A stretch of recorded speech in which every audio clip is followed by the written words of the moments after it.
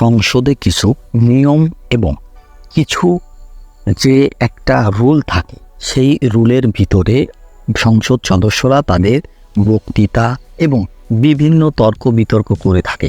এখানে সেই একটা তর্ক বিতর্ক বা বিভিন্ন প্রশ্ন উপস্থাপনা করার জন্য একটা নির্দিষ্ট সময় বেঁধে দেওয়া হয়। সেই সময়ের ভিতরে সংসদ সদস্যরা তাদের প্রশ্ন করে থাকে এবং সেই প্রশ্নের উত্তরগুলো পেয়ে থাকে। কেননা এই প্রশ্নগুলো আগে থেকেই তাদেরকে মাননীয় স্পিকারের কাছে দিতে হয় এবং সেই প্রশ্নগুলো যে মন্ত্রণালয় থাকে সেই মন্ত্রণালয়ের অধীনে থাকা মন্ত্রী এবং প্রতিমন্ত্রীর কাছে যায়, তারপরে তাকে অনুমোদন হয়ে আসে এবং তারপরে সংসদে সেই প্রশ্নগুলো উপস্থাপন করতে হয়।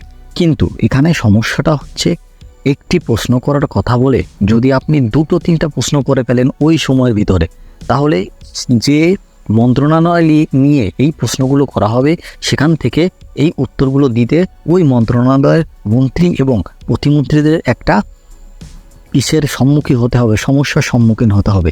এসব বিষয়ে ব্যারিস্টার সাইদুল হক সুমনকে মাননীয় প্রধানমন্ত্রী ডেকে নিয়ে এবং ভালোভাবে বুঝিয়ে এসব কথাগুলো বলেছে।